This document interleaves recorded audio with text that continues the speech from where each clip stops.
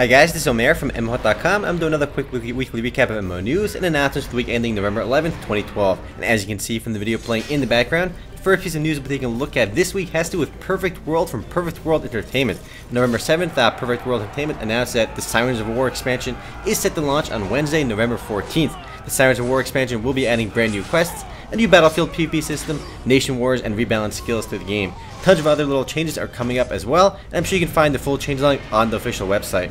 Now the video in the background is the official Sirens of War cinematic trailer. It doesn't show any actual gameplay, but it still looks kinda cool.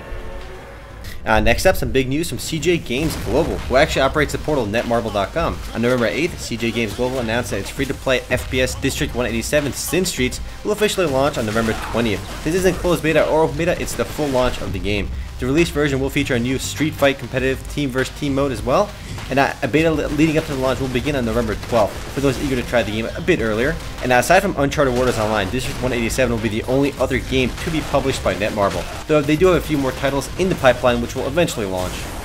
Up next, also on November 8th, NewWiz Games unveiled a brand new fantasy MMORPG named Bless, and that's Bless in all caps. The game was unveiled during G-Star in South Korea and is described as an ambitious, story-driven fantasy MMORPG built on the Unreal Engine 3. And as you can see from the video in the background, the game's visuals are actually quite stunning. Not too many gameplay specifics are known, but those should come out later as the game moves a bit closer to release. And since the game was just announced in South Korea, a North American and a European version is still way far away. No word on how far away though, as NewWiz hasn't even released any sort of release schedule for the game just yet, so it'll be a while before we see the game playable in North America. I guess at least a year. And one thing worth mentioning though is the game is supposed to be open world, so it's not going to be instance like Vindictus. And yeah, it's supposed to feature a massive open world. And this trailer in the background is actual in-game graphics, which it's supposed to be. The game's graphics look quite awesome. Probably one of the best looking free-to-play MMORPGs out there, graphically speaking. Next up, also November 8th, Perfect World Entertainment launched the Titan's Fury update for War of the Immortals. The Titan's Fury update was first announced back in October and officially launched on November 8th. The highlights of the update include increase of the level cap to 120, new level 115 plus gear, new quests, and several new zones. There's a lot of small changes too, with the full changelog already available on the official War of the Immortals website.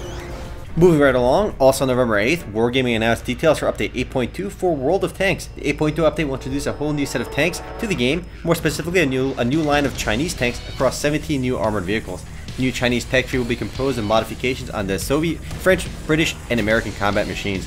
The trailer for these tanks is already out, but there's no word on exactly when Update 8.2 will launch. I suspect within a month or so, only because Wargaming has been really on the ball with getting updates out quickly.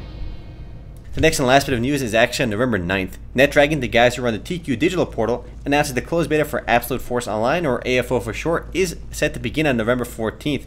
The beta will feature several game modes that pretty much anyone who's ever played a free-to-play shooter should be familiar with, including Bomb Mode, Capture the Flag, and Team Deathmatch, and Regular Deathmatch. NetDragon did say they'll be adding 2 new game modes to the game, which is supposed to be unique to Absolute Force Online, which are Vehicle Mode and Arsenal Mode. I guess more details on those later. And aside from the depth of the in-game character creation, Absolute Force separates itself from other MMO shooters by having both first-person and third-person gameplay. And even though closed beta is starting soon, no word on when open beta or full release is set just yet. And not much else this week. Anyway guys, that's it for MMO news and announcements for the week ending November 11th, 2012. Now if you want to read about or learn more about any of the news mentioned in this video, simply head on over to MMOHut.com/news. And if you want to discuss anything in this video, simply head on over to MMOHut.com/forums. Anyway guys, this is Omer, signing off.